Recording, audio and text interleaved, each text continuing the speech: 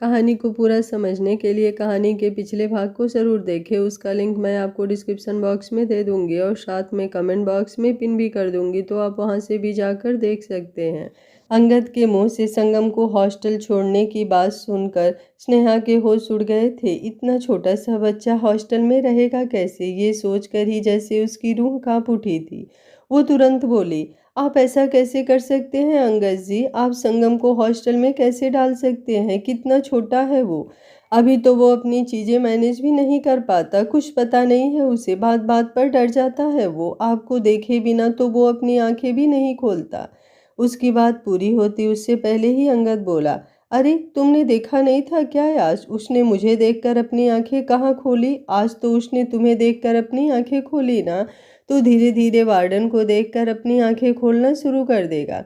वैसे भी तुम दोनों में मुझे ज़्यादा डिफरेंस नहीं लगता। इनफैक्ट वो वार्डन फिर भी अच्छी होगी, आई मीन तुमसे तो अच्छी होगी।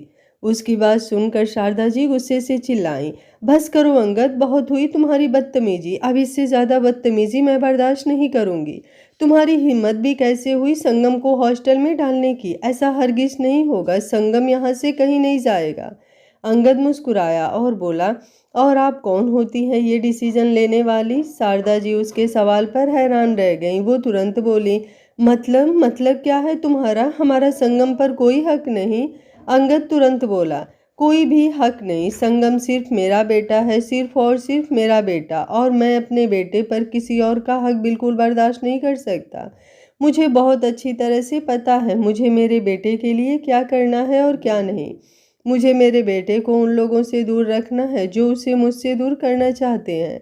इसलिए ऑप्शन यही है कि मैं अपने बेटे को खुद से ही दूर कर दूं। ना लोगों को प्रॉब्लम होगी और ना ही लोग हम दोनों के बीच प्रॉब्लम करेंगे। स्नेहा उसकी बात सुनकर बस उसकी तरफ देखती रह गई। उसे इस वक्त हद से ज़्यादा रोना आ रहा था। धीरे धीरे बाहर के मेहमान जा रहे थे तो बाकी सब लोग भी अंदर आ रहे थे। ध्रुव और आभा तो पहले ही अपने रूम में थे और सो चुके थे। आभा की वजह से ध्रुव की भी आंख लग चुकी थी और किशोर जी और धीरज जी भी अब सुमित्रा जी के साथ अंदर की तरफ आए। निया और पिया जब संगम के रूम में आई हुई आवाज़ सुनकर उनके रूम में जाने लगी तो सुमित्रा जी ने उन दोनों को गुस्से से रोका और डांटते हुए उन्हें उनके रूम में भेज दिया। वो बिल्कुल नहीं चाहती थी कि वो दोनों घर में होने वाले फालतू के तमाशे देखें, लेकिन वो खुद उस तमाशे को एंजॉय करने के लिए तुरंत वहां पर आकर खड़ी हो गई थी। संगम की भी आंखें खुलने लगी थी। वो जब अपनी आंखों को मसलते हुए अपनी जगह पर उठकर बैठा तो उसकी नज़रें अंगद पर गई। वो उसे देखते हुए तुरंत बोला, डैड आप यहाँ पर? सुबह हो गई क्या? अंगद हल्का सा मुस्कुराया और बोला, यस बेबी, सुबह हो गई। वैसे निकलना तो हमें मॉर्निंग में था, लेकिन अब हम अभी निकल रहे हैं। धीरज जी हैरानी से बोले, कहाँ जा रहे हो तुम अंगद? और संगम तुम्हारे साथ जा रहा है क्या? स्नेहा तुम दोनों के साथ नहीं जा रही? शारदा जी रोते हुए बोली, क्या सवाल कर रहे हैं आप धीरज जी? और क्यों कर रहे हैं और किससे कर रहे हैं? आपको पता है अभी अभी इस लड़के ने क्या कहा कि हमारा संगम पर कोई हक नहीं। हम जो उसके दादा दादी हैं उससे इतना प्यार करते हैं, हमारा उस पर जरा सा भी हक नहीं। जब हमारा संगम पर कोई हक नहीं तो हमारा अंगद से सवाल करने का भी क्या हक बनता है? वो संगम को हॉस्टल लेकर जाना चाहता है तो ठीक है ना, उसे करने दीजिए अपनी मर्जी की। आखिर संगम उनका बेटा है, उसे बहुत अच्छी तरह से पता है कि बच्चों को कैसे संभाला जाता है। हमें उसे रोकने की कोई ज़रूरत ही नहीं है। शारदा जी की बातें सुनते हुए स्नेहा उनकी तकलीफ को अपने आप महसूस कर सकती थी, लेकिन पता नहीं क्यों अंगद इस वक्त पत्थर बना हुआ था। शारदा जी की बात सुनकर अब धीरज जी भी कुछ बोल नहीं पाए, लेकिन संगम जो हॉस्टल शब्द सुनकर ही डर गया था, वो जल्दी से भागते हुए शारदा जी के पास आया और उनके सीने से लिपट कर बोला, मुझे मुझे हॉस्टल नहीं जाना दादी माँ, मैं हॉस्टल नहीं जाऊँगा। प्लीज़ आप डैड को बोलिए ना, वो मुझे हॉस्टल ना भेजे। मुझे तो मेरी स्नेहा माँ के पास रहना है, डैड के साथ रहना है, आप सब लोगों के साथ रहना है। ये बोलते हुए संगम रोने लगा था और उसका रोना सुनकर स्नेहा को कुछ कुछ होने लगा था। अंगद गुस्से से संगम की तरफ देखते हुए बोला, इधर आओ संगम। संगम ने अपना सिर में हिलाया और बोला, नहीं मैं नहीं आऊँगा, मुझे हॉस्टल नहीं जाना डैड। अगर आप मुझे हॉस्टल भेजेंगे तो मैं आपसे नाराज़ हो जाऊँगा, कभी आपसे बात नहीं करूँगा। उसकी बात सुनकर अंगद व्यंग से मुस्कुराया और बोला, बस यही देखना तो बाकी था, बाकी सब तो मैंने देख ही लिया। ये बोलते हुए उसकी गहरी नजरें स्नेहा पर गई जो सिर्फ रोए जा रही थी।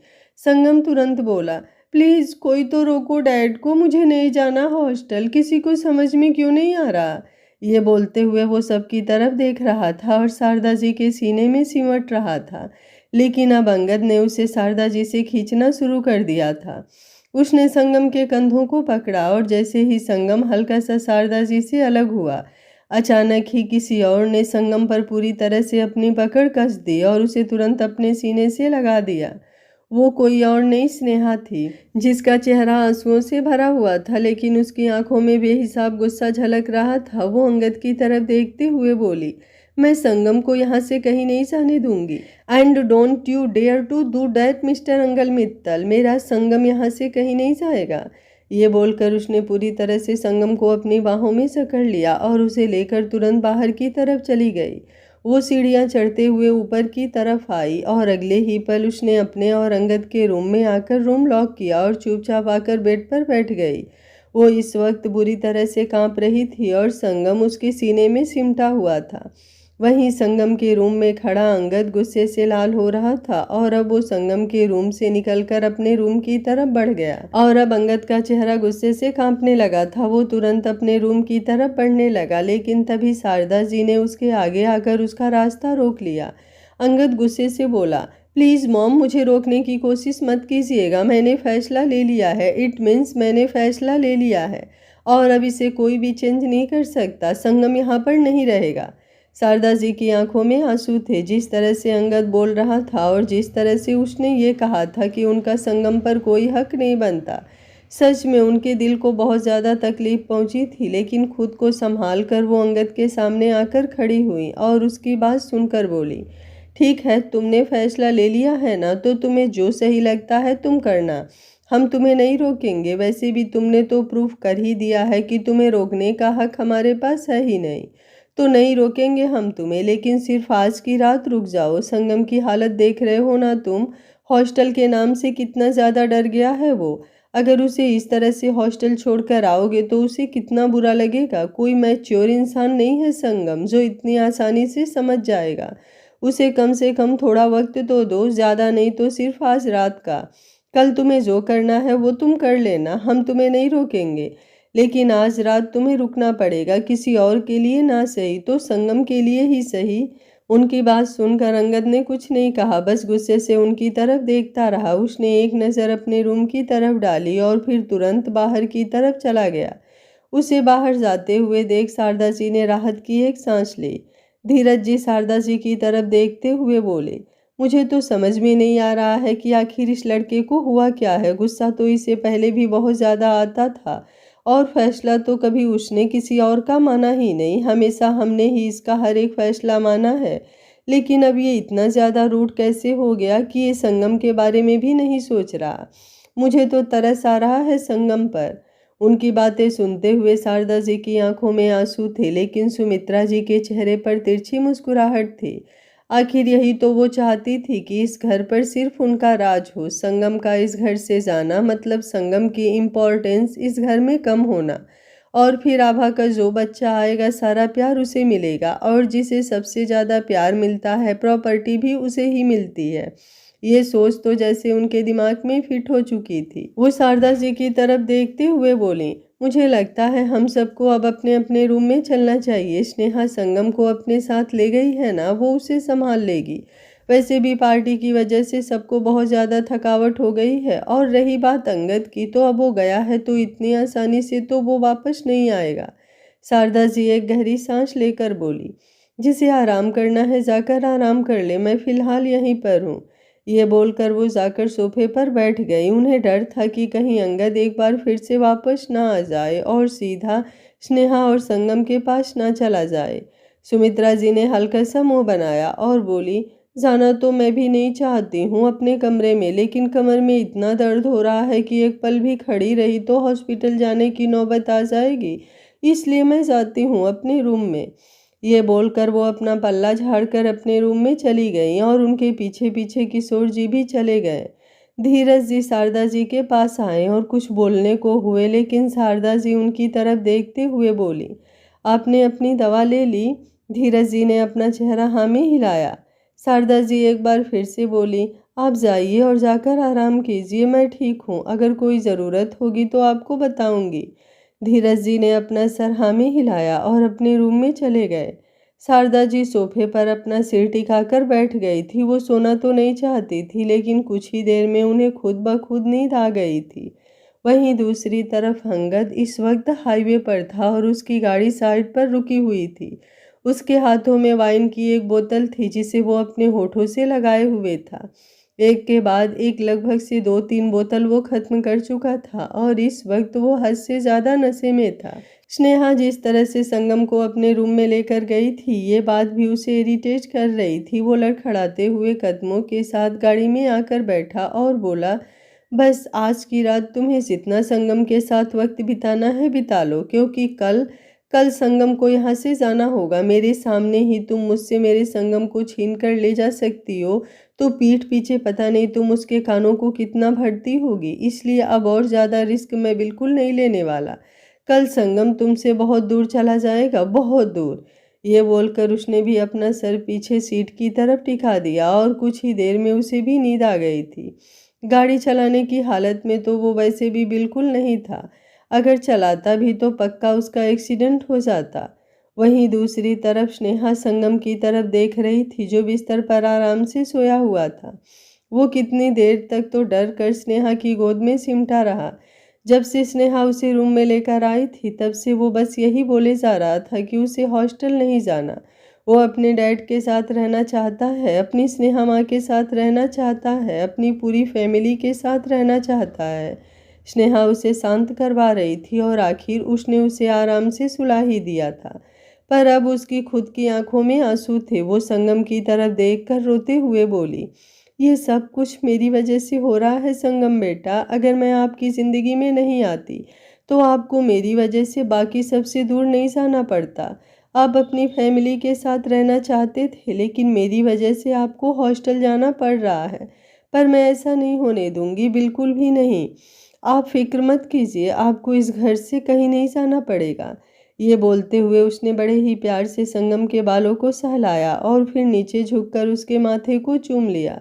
उसकी आंखों में इस वक्त बेहिसाब आंसू थे। कुछ पल वो यूं ही संगम को देखती रही और फिर बिस्तर से उठकर साइड टेबल की तरफ आई, जहां पर एक डायरी और पेन रखा था।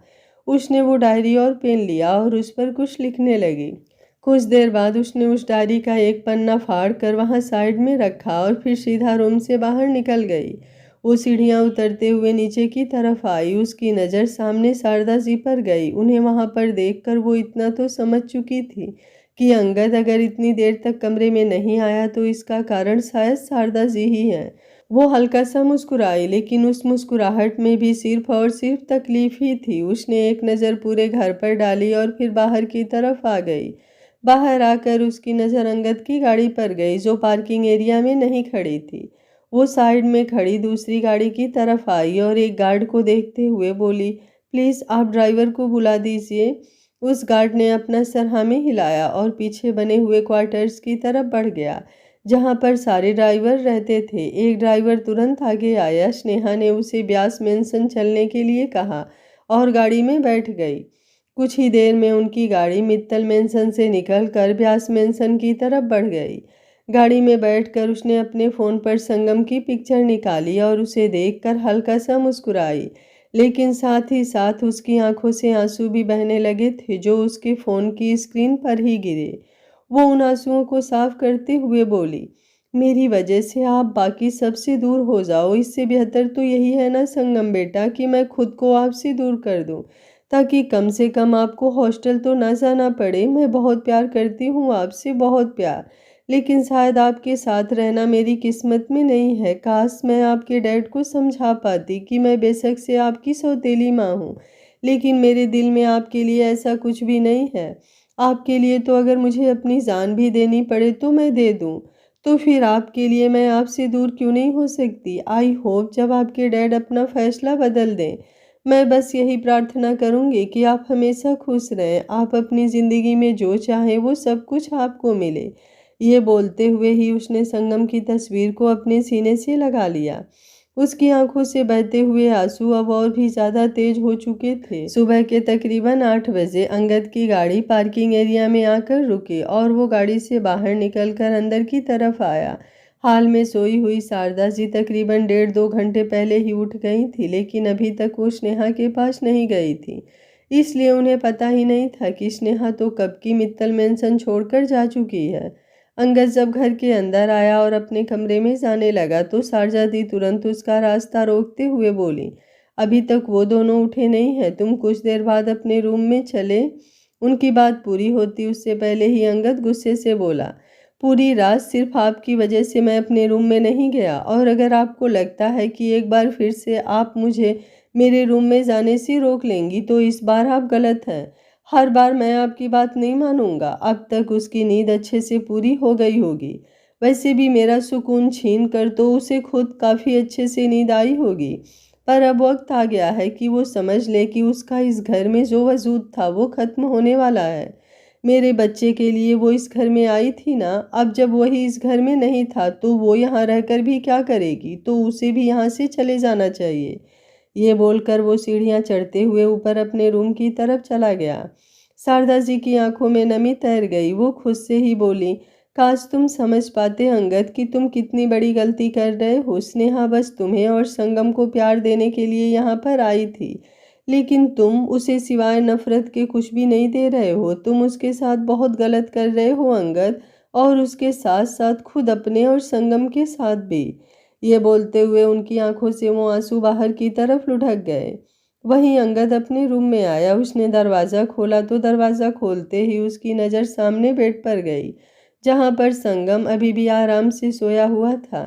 उसने पिलो को कसकर अपनी बाहों में समेटा हुआ था।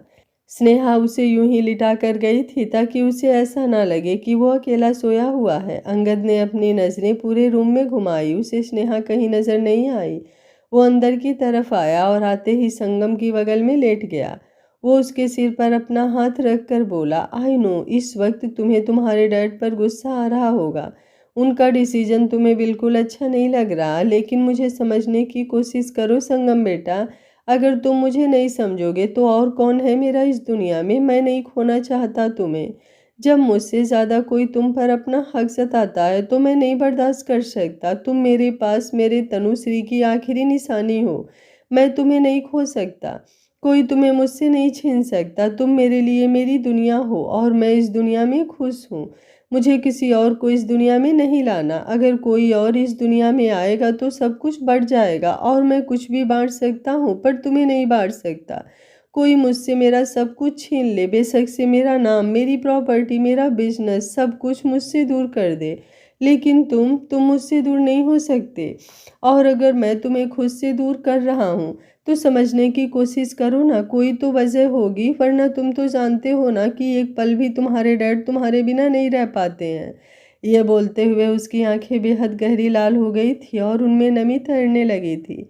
उसने संगम को कसकर अपनी बाहों में जकड़ लिया था, जैसे वो एक पल के लिए भी उसे खुद से दूर नहीं होने देना चाहता। तभी उसका ध्यान गया कि स्नेहा अभी तक वहां पर नहीं आई। शारदा जी के हिसाब से तो वो दोनों अभी सो रहे थे, मतलब स्नेहा को रूम में होना चाहिए। अगर वो यहाँ नहीं है तो ज़रूर वॉशरूम में होगी, लेकिन अब तक तो उसे वॉशरूम से भी बाहर आ जाना चाहिए था। वो अपनी जगह से उठने लगा, तभी संगम ने अपनी आंखें खोली। अपने सामने अंगद को देखते ही संगम को कल रात की सारी बातें याद आ गई। वो तुरंत बोला, डैड क्या आप मुझे हॉस्टल ले जाने के लिए यहाँ पर आए हैं? क्या आप मुझे हॉस्टल लेकर जा रहे हैं? ये बोलते हुए उसकी आंखों से आंसू बहने लगे। अंगद उसकी तरफ देखते हुए बोला, फिलहाल मुझे इस टॉपिक पर तुमसे कोई बात नहीं करनी है संगम बेटा, क्योंकि बेशक से कुछ भी हो जाए मेरा डिसीजन नहीं बदलने वाला। हमें कुछ ही देर में बेंगलुरु के लिए निकलना है, तो आओ मैं तुम्हें रेडी कर दूं। ये बोलते हुए उसने संगम को अपनी गोद में उठा लिया। संगम उससे दूर भागते हुए बोला, नहीं मुझे नहीं जाना कहीं पर, मुझे मेरी स्नेहा माँ के पास रहना है। आप कहते थे कि स्नेहा माँ बुरी हैं, लेकिन स्नेहा माँ बहुत अच्छी हैं। आपसे तो वो बहुत ज़्यादा अच्छी हैं। कम से कम वो मुझे खुद से दूर तो नहीं करती। उसकी बात सुनकर अंगद का गुस्सा और भी ज़्यादा बढ़ने लगा। उसने एक नज़र वाशरूम की तरफ देखा और बोला, अभी भी तुम कहती हो कि तुम मेरे संगम को मुझसे दूर नहीं करना चाहती, उसके लिए तुम अच्छी हो और मैं बुरा। अब इससे ज़्यादा क्या ही देखना बाकी रह गया है, पर अब बस बहुत हुआ।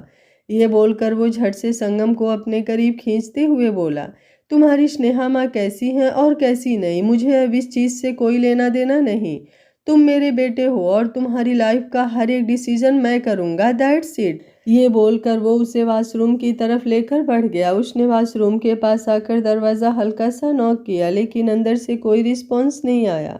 अंगद कुछ पल इंतज़ार करता रहा, लेकिन जब 2 बार दरवाज़ा नॉक करने पर भी अंदर से कोई रिस्पॉन्स नहीं आया तो इस बार अंगद गुस्से से बोला, बाहर आओगी तुम या फिर जानबूझकर बाहर नहीं आ रही हो? क्या चाहती हो कि मैं संगम को लेकर अंदर आऊं ताकि एक बार फिर से तुम्हें मेरे करीब आने का मौका मिल जाए? उसकी इस बात पर भी अंदर से कोई रिस्पॉन्स नहीं आया तो अब उसका गुस्सा और भी ज़्यादा बढ़ने लगा। उसने झट से दरवाज़ा खोल दिया।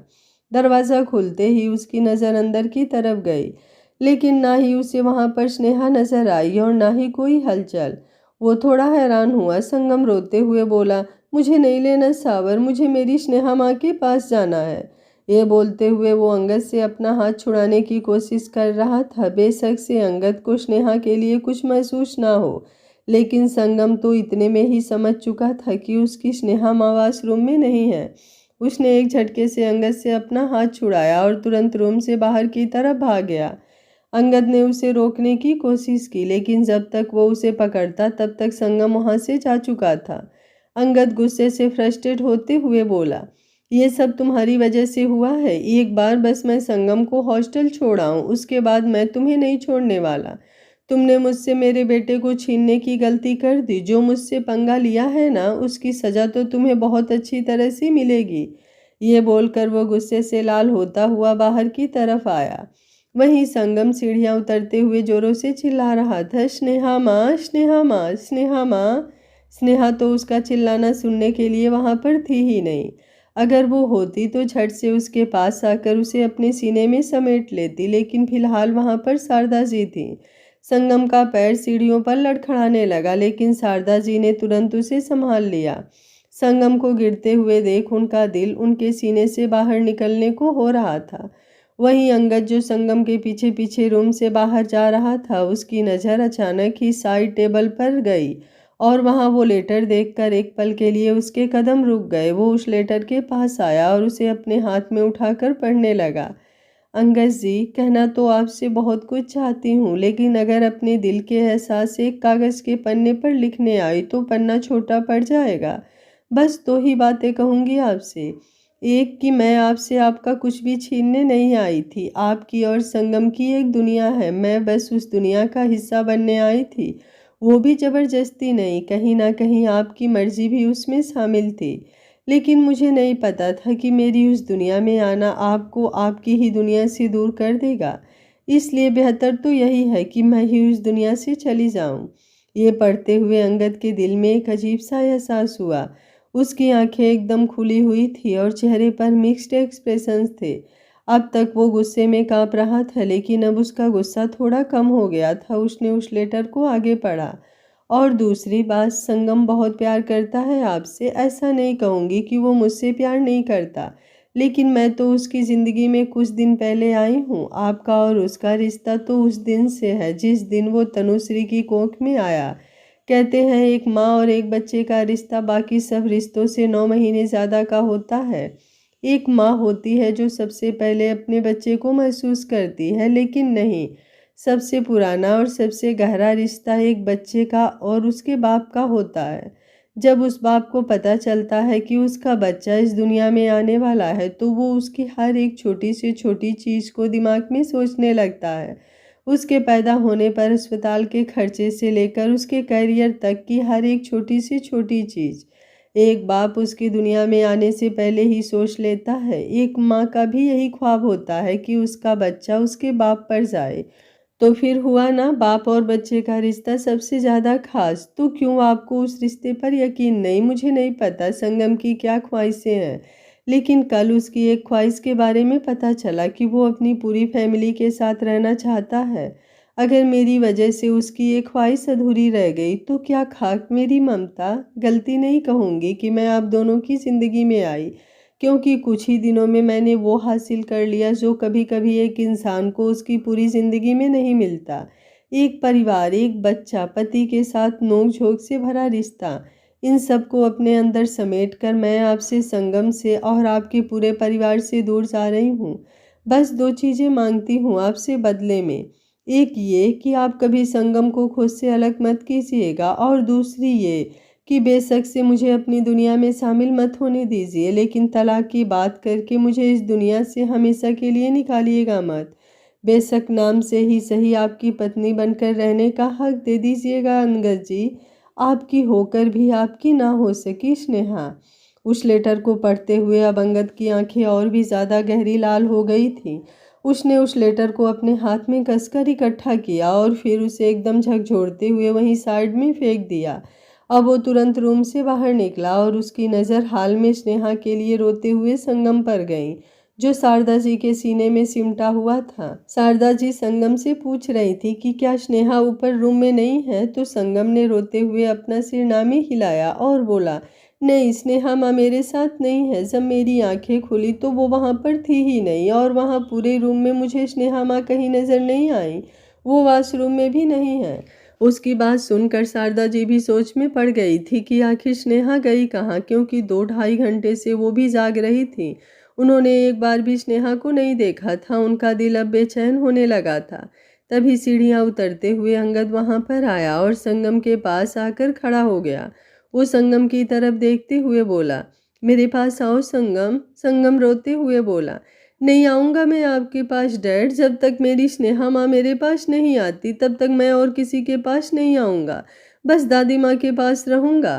अंगद उसके कंधे पर अपना हाथ रखकर बोला, मैंने कहा ना मेरे पास आओ।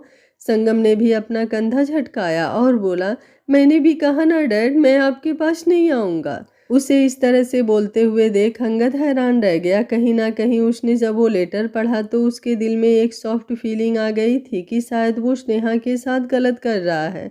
शायद स्नेहा सही है, वहीं कुछ ज़्यादा इनसिक्योर हो रहा है। लेकिन अब संगम को इस तरह से बिहेव करते हुए देख उसे एक बार फिर से गुस्सा आने लगा था।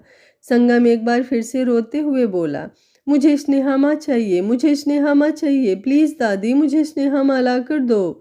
शारदा जी अंगद की तरफ देखते हुए बोली, देखा तुम्हारी वजह से संगम का क्या हाल हो गया है, कितना रो रहा है वो, क्या मिल रहा है तुम्हें उसे इस तरह इतना रुलाकर। पर मैं ये सब तुम्हें क्यों बोल रही हूँ, क्योंकि मुझे तो कोई हक ही नहीं है तुम्हें कुछ बोलने का। संगम तुम्हारा बेटा है और तुम उसके लिए कोई भी फैसला ले सकते हो, है ना। अंगद ने उनकी बातें सुनी लेकिन उन्हें कोई जवाब नहीं दिया। वो एक बार फिर से संगम की तरफ देखते हुए बोला, संगम बेटा तुम मेरी बात सुन रहे हो या नहीं, मैं कुछ कह रहा हूँ तुमसे, इधर आओ अपने डैड के पास। ये बोलते हुए उसने एक बार फिर से संगम को कंधों से पकड़कर अपनी तरफ खींचा। लेकिन जैसे ही संगम थोड़ा सा अंगद के पास आया वो एक बार फिर से शारदा जी की तरफ पलट गया, और इस बार उसने शारदा जी को और भी ज़्यादा कसकर अपनी बाहों में जकड़ लिया। उसका रोना अब और भी ज़्यादा बढ़ने लगा था। अंगद गुस्से से बोला, तुम चुप हो रहे हो कि नहीं संगम, इतना भी रोने की बात नहीं है। शारदा जी गुस्से से बोली, एक बच्चे से तुमने उसकी माँ को दूर कर दिया और अब तुम कह रहे हो कि इसमें इतना भी रोने की बात नहीं। संगम ने कभी तनुश्री को नहीं देखा, इसलिए उसे तनुश्री की ममता का कभी एहसास नहीं हुआ। लेकिन स्नेहा उसके लिए उसकी माँ है, और एक माँ अपने बच्चे के लिए सबसे बढ़कर होती है, और तुमने उसे ही संगम से दूर कर दिया। और अभी तुम कह रहे हो कि इसमें रोने की क्या बात है। ये बोलते हुए शारदा जी का गुस्सा अब और भी ज़्यादा बढ़ चुका था। उन दोनों को इस तरह से ऊंची आवाज़ सुनकर घर के सभी लोग हाल में इकट्ठा होने लगे, और वैसे भी ऑलमोस्ट ब्रेकफास्ट का वक्त हो गया था। वहीं संगम एक बार फिर से बोला, जब तक मेरी स्नेहा माँ मेरे पास नहीं आएगी तब तक मैं यूं ही रोता रहूँगा। मुझे नहीं जाना कोई हॉस्टल, मुझे और कुछ नहीं चाहिए, मुझे बस मेरी स्नेहा माँ चाहिए। आप बहुत बुरे हो डैड, बहुत बुरे। स्नेहा माँ कितना प्यार करती है मुझसे, लेकिन आपने उन्हें मुझसे दूर भेज दिया। अभी वो बोल ही रहा था कि अंगद गुस्से से चिल्लाकर बोला, मैंने उसे तुमसे दूर नहीं भेजा है, वो खुद ये घर छोड़कर गई है। उसकी बात सुनकर शारदा जी के चेहरे का रंग उड़ गया। बाकी सब लोग भी हैरानी से अंगद की तरफ देख रहे थे, जबकि सुमित्रा जी के चेहरे पर सातिर मुस्कुराहट तैर गई थी। अंगद गुस्से से बोला, मैं तुम्हें हॉस्टल भेज रहा था, लेकिन उसे तो मैंने इस घर से जाने के लिए नहीं कहा ना। उसका इस घर से जाना उसका खुद का डिसीजन था। उसके लिए तुम मुझे ब्लेम नहीं कर सकते हो संगम। और अब तो मुझे और भी ज़्यादा क्लियर हो गया कि ये सब कुछ उसकी प्लाटिंग है। वो जानती है कि तुम उसकी वजह से रोओगे, तुम उसके बिना नहीं रह पाओगे, और इन सब का ब्लेम तुम मुझ पर डालोगे और फिर तुम मुझसे और भी ज़्यादा दूर चले जाओगे। I just hate that girl. मुझे खुद पर ही गुस्सा आ रहा है कि मैंने उस लड़की से शादी क्यों की। अगर मैं इस दुनिया में सबसे ज़्यादा किसी से नफरत करता हूँ तो सिर्फ और सिर्फ उस स्नेहा व्यास से।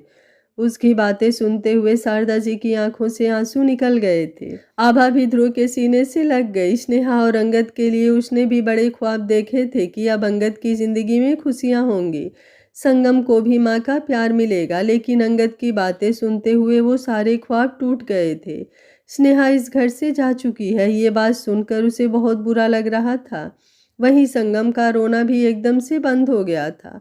उसकी स्नेहा माँ उसे छोड़कर चली गई है, ये जानकर उसका दिल भी बुरी तरह से टूट गया था।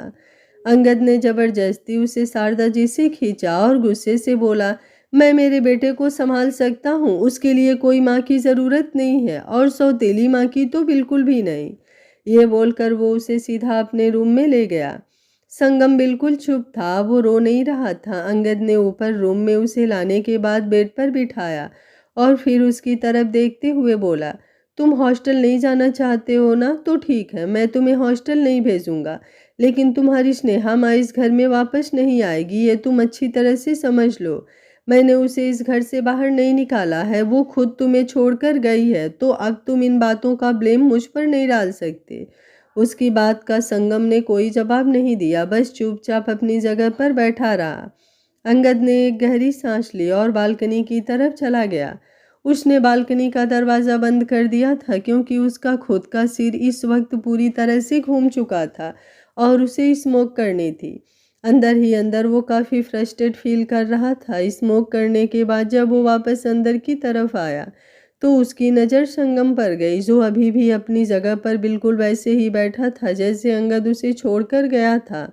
अंगद उसके करीब आया और उसे अपनी गोद में समेटकर बोला, आप मेरी बात क्यों नहीं समझ रहे हो संगम बेटा, मैं आपसे बहुत प्यार करता हूँ। पता नहीं क्यों आपको ऐसा लगता है कि आपके डैड आपसे प्यार नहीं करते, वो आपके लिए गलत डिसीजन ले रहे हैं। लेकिन आप मुझे भी तो समझने की कोशिश कीजिए ना। मैं आपके लिए कभी भी कोई गलत डिसीजन नहीं ले सकता। बहुत प्यार करता हूँ मैं आपसे, और आपकी स्नेहा माँ आपके लिए ठीक नहीं है। जैसे ही उसने कहा, संगम उसकी तरफ देखते हुए बोला, मेरी नींद पूरी नहीं हुई है डैड, मुझे थोड़ी देर सोना है, क्या मैं सो जाऊं? आपने कहा है कि आप मुझे हॉस्टल नहीं भेजेंगे, तो ठीक है, आपकी मर्जी, लेकिन अगर आप भेजना चाहते हैं तो भेज सकते हैं, मुझे कोई प्रॉब्लम नहीं है। ये बोलकर वो चुपचाप अंगद की गोद से साइड हट गया और सीधा रूम से बाहर चला गया। अंगद बस उसकी तरफ देखता ही रह गया। संगम अपने नन्हे नन्हे कदमों से सीढ़ियाँ उतरते हुए नीचे की तरफ आया और फिर सीधा अपने रूम में जाकर बिस्तर पर लेट गया। शारदा जीजो अभी भी अपनी जगह पर बैठी बस रोए जा रही थी और धीरज जी उन्हें चुप करवा रहे थे। जब उन्होंने संगम को यूं अपने रूम में जाते हुए देखा तो वो शॉक्ड रह गईं। वो जल्दी से संगम के रूम में आई और उसे यूं सोते हुए देख एक बार फिर से उनकी आंखों से आंसू निकलने लगे। अंगद वहां पर आया, वो अंदर की तरफ जाने लगा, लेकिन शारदा जी उसे रोकते हुए बोली, उससे उसकी माँ तो छीन ही ली तुमने, कम से कम उसे कुछ वक्त सुकून से तो सोने दो, या फिर उसे हॉस्टल भेजने की जल्दी हो रही है तुम्हें? वैसे भी पैकिंग तो कर रखी है तुमने, अगर कहो तो संगम को रेडी कर दूं, जाओ उसे छोड़ाओ हॉस्टल। वैसे तो उसका हम सबसे खून का रिश्ता है, लेकिन क्या पता हम भी तुम्हारे लिए सौतेले जैसे हों। उनकी बात सुनकर अंगद ने एक पल के लिए अपनी नज़रें झुका ली और दूसरे ही पल वो वहां से जा चुका था। उसके जाने के बाद शारदा जी कुछ वक्त वहां पर खड़ी रही और फिर बाहर की तरफ चली गई। वहीं ब्लैंकेट में लेटा हुआ संगम सुबक सुबक कर रो रहा था। उसके रोने की आवाज़ बेशक से बाहर नहीं आ रही थी, लेकिन आंसुओं से उसका पूरा तकिया गीला हो चुका था। वहीं दूसरी तरफ स्नेहा ब्यास मेंशन में थी और इस वक्त बिस्तर पर लेटी हुई थी। उसकी आंखों के किनारों से आंसू बह रहे थे। जब सुबह वो ब्यास मेंशन आई थी तो उस वक्त सब सोए हुए थे, इसलिए उसने किसी को डिस्टर्ब नहीं किया और चुपचाप अपने रूम में आकर सो गई थी। लेकिन अब सबको पता चल चुका था कि स्नेहा घर आई है और ये बात पता लगने के बाद निरंजना देवी चुप रह जाएं, ऐसा कैसे हो सकता था। अनुपमा जी किचन से बाहर निकली। उनके हाथों में नाश्ते की ट्रे थी। उन्होंने ट्रे में रखा हुआ खाना टेबल पर लगाना शुरू किया। तभी निरंजना देवी उनकी तरफ देखते हुए बोली, शादी के बाद कौन सी लड़की ऐसे आधी रात को अपने मायके आती है? जरूर उसे उस घर से बाहर निकाल दिया होगा। मैंने तो पहले ही कहा था कि ऐसी लड़की को भला कौन अपने घर में रखेगा। पैरों से अपाहिज और किस्मत से मनहूस, अब वापस इस घर में आई है तो पता नहीं इस घर का क्या बेड़ा गर्क करेगी। उनकी बात सुनते हुए अनुपमा जी बोली, ये आप ऐसे क्यों बोल रही हैं माँ जी? जरूरी तो नहीं जैसा आप सोच रही हैं वैसा ही हो। बच्ची है वो इस घर की, अगर घर में आई भी है तो इसमें क्या बड़ी बात हो गई? ये मायका है उसका, वो जब चाहे इस घर में आ सकती है। निरंजना जी गुस्से से बोली, मुझे मत बताओ तुम कि वो इस घर में आ सकती है या नहीं। हमारे घर की लड़कियां शादी होने के बाद या तो पति के साथ मायके आई हैं, और अगर अकेली आए भी तो उनके पति ही उन्हें छोड़कर जाते हैं, वो भी बस 2-4 दिनों के लिए। इस तरह से आधी रात को मुंह उठाकर लड़कियां मायके नहीं आती। ये बोलते हुए उनके चेहरे पर गुस्सा और भी ज्यादा झलकने लगा था। अनुपमा जी नजरें उठाकर ऊपर की तरफ देख रही थी जहां स्नेहा का कमरा था। वो सोच रही थी कि वो स्नेहा के पास जाएं और उससे पूछें कि आखिर बात क्या है, सब कुछ ठीक तो है ना। उनका दिल भी अब बहुत बेचैन होने लगा था। वहीं स्नेहा बस अपने बिस्तर पर लोटे हुए रोए जा रही थी और उसकी आंखों से बहते हुए आंसू उसके तकिए को भिगो रहे थे। तभी बाहर से किसी ने दरवाजा नॉक किया। स्नेहा ने तुरंत अपने आंसुओं को साफ किया और अपनी जगह पर उठकर बैठ गई। अनुपमा जी ने दरवाजा खोला और अंदर की तरफ आते हुए बोली, तुमने आने से पहले बताया ही नहीं स्नेहा कि तुम आ रही हो। अगर तुम बता देती तो मैं जल्दी उठ जाती बेटा। ये बोलते हुए वो स्नेहा के सामने आकर बैठ गईं। उनके हाथों में ट्रे थी जिसमें स्नेहा के लिए चाय और बिस्किट वगैरह रखे थे। स्नेहा हल्का सा मुस्कुराई और बोली, पता होता तो आपको ज़रूर बताती मॉम। अनुपमा जी ने उसके गाल पर अपना हाथ रखा और बोली, रो क्यों रही हो? स्नेहा ने कुछ नहीं कहा, बस उनके हाथों से वो ट्रे लेकर साइड में रख दिया और उनके सीने से लग गई। अनुपमा जी ने तुरंत उसकी पीठ पर अपना हाथ रख दिया और बोली, रोने की कोई ज़रूरत नहीं है स्नेहा, इतना तो समझ में आ गया है मुझे कि ज़रूर कुछ बड़ा हुआ है, इसलिए तुम इस तरह से यहाँ आई। वरना मेरी बेटी इतनी कमज़ोर नहीं और ना ही उसे बात बात पर रूठना आता है। अगर अभी ठीक फील नहीं हो रहा तो रहने दो, बाद में बता देना बच्चा। पर प्लीज़ चुप हो जाओ मेरी बच्ची, रोने से तुम्हारी तबीयत खराब हो जाएगी। स्नेहा रोते हुए बोली, लोग ऐसा क्यों करते हैं मॉम? क्यों लोग खुद को भगवान समझ लेते हैं और दूसरों की ज़िंदगी का फैसला करने लगते हैं? क्यों वो सामने वाले को एक मौका भी नहीं देते कि वो अपने आप को प्रूफ कर सके, अपने प्यार को प्रूफ कर सके? क्यों वो सिर्फ अपनी बातें सुनाना जानते हैं, दूसरों की बातें सुनना नहीं जानते? अनुपमा जी उसे चुप कराते हुए बोली, यकीन चीज़ ही ऐसी है मेरी बच्ची जो यूं ही 5 मिनट में किसी पर नहीं किया जा सकता। यकीन बनाने में सालों लग जाते हैं और तोड़ने में सिर्फ एक पल। पर छोड़ो इन सब बातों को, मुझे ये बताओ, अपने फेवरेट आलू के पराठे खाओगी ना? मैं वही बना रही हूँ तेरे लिए। जल्दी से फ्रेश हो जा और नाश्ते के लिए नीचे आ जा। यूँ रोना अच्छी बात नहीं होती है बच्चा। ये बोलते हुए उन्होंने स्नेहा का चेहरा थाम कर उसे खुद से अलग किया और उसके आंसुओं को साफ करने लगी। स्नेहा तुरंत बोली, मुझे नहीं नीचे आना मॉम, नीचे दादी माँ होंगी और उनकी बातें सुनकर मुझे और बुरा लगेगा।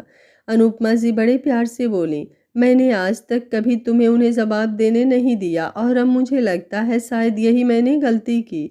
अगर तुमने लोगों को जवाब देना सीखा होता तो शायद आज तुम्हारी हालत ये नहीं होती। जरूरी नहीं हर बार सामने वाला सही हो और वो तुम्हें अपनी बात सुनाकर चला जाए। तुमने अभी अभी मुझसे कहा ना कि क्यों लोग हमारी बात सुनते नहीं हैं, बस अपनी बात सुनाकर चले जाते हैं क्योंकि हम उनके सामने बोलते ही नहीं। स्नेहा, मैंने कभी तुम्हारी दादी माँ को जवाब नहीं दिया। उन्होंने ऐसी बातें भी कही है जो सीधा मेरे दिल पर लगी, लेकिन फिर भी मैंने बड़ी है कहकर हर एक बात को जाने दिया। लेकिन तुम ऐसा मत करना बच्चा, जहाँ तुम सही हो वहाँ अपनी बात भी रखना और अपनी जिद पर भी अड़ना, और जहाँ गलत हो वहाँ पर चुपचाप अपनी गलती मान लेना। स्नेहा उनकी बातें सुन रही थी, लेकिन उसके दिमाग में अभी भी अंगद और संगम ही चल रहे थे। वो धीमे से बोली, पता नहीं संगम ने नाश्ता किया होगा या नहीं, पता नहीं उसे ये भी पता चला होगा कि या नहीं कि मैं ब्यास मेंशन आ गई हूँ। पर क्या पता, अब तक तो अंगद जी उसे हॉस्टल ले गए हों। अनुपमा जी हैरानी से बोली, हॉस्टल? स्नेहा ने अपना सिर हाँ में हिलाया और बोली, अंगद जी को लगता है कि मैं संगम के साथ रहूंगी तो संगम को उनसे छीन लूंगी, इसलिए वो संगम को मुझसे दूर रखना चाहते हैं। उसकी इस बात पर अनुपमा जी बहुत अच्छी तरह से समझ गई थी कि स्नेहा यहाँ पर क्यों आई है, संगम पूरे परिवार से दूर ना हो जाए, इसलिए उसने ही संगम से दूर जाने का फैसला ले लिया। वो मुस्कुराते हुए उसके गाल पर अपना हाथ रखकर बोली, मुझे गर्व है तुम पर स्नेहा, देखना एक दिन सब कुछ ठीक हो जाएगा। उनकी बात पर स्नेहा ने कुछ नहीं कहा, बस फीका सा मुस्कुराई और बोली, आप नीचे चलिए मॉम, मैं कुछ ही देर में आती हूँ। अनुपमा जी मुस्कुराते हुए अपनी जगह से उठी और बोली, चाय पी लेना। स्नेहा ने अपना सर हाँ में हिलाया और चाय का कप अपने हाथ में उठा लिया। जैसे ही अनुपमा जी रूम से बाहर गई, उसने अपने हाथ में पकड़े हुए चाय के कप की तरफ देखा और बोली, पता नहीं मेरे बच्चे ने कुछ खाया होगा या नहीं, और मैं यहाँ पर बैठकर आराम से खाऊं पीऊं, ये कैसे हो सकता है मॉम। ये बोलकर वो अपनी जगह से उठी और अगले ही पल उसने वो चाय का कप और उसके साथ रखी बिस्किट की प्लेट में से 3-4 बिस्किट लिए और आकर वॉशरूम में डस्टबिन में डाल दिए। चाय भी उसने वॉश बेसिन में खाली कर दी थी और कप वापस ट्रे में रख दिया था। कुछ देर बाद वो अपनी क्लोजेट की तरफ आई। अपना सामान तो वो मित्तल मेंशन से लेकर नहीं आई थी, इसलिए उसके जो शादी से पहले के कपड़े थे उन्हीं में से उसने एक फ्रॉक सूट निकाला और उसे लेकर वॉशरूम में चली गई। आधे घंटे बाद वो थोड़ा तैयार होकर सीढ़ियाँ उतरते हुए नीचे की तरफ आई तो निरंजना जी उसे देखते हुए बोली, आ गई महारानी, बड़ी जल्दी दर्शन दे दिए तुमने, हमने तो सोचा था 2-4 साल लगाओगी।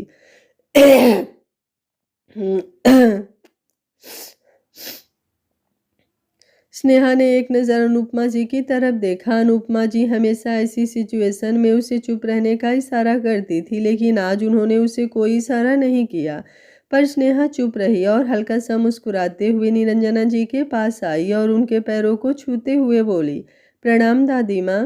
निरंजना जी ने तुरंत अपने पैर पीछे किए और बोली, रहने दो, पता चले तुमने मेरे पैरों को हाथ लगाया और मैं सीधा स्वर्ग सिधार गई।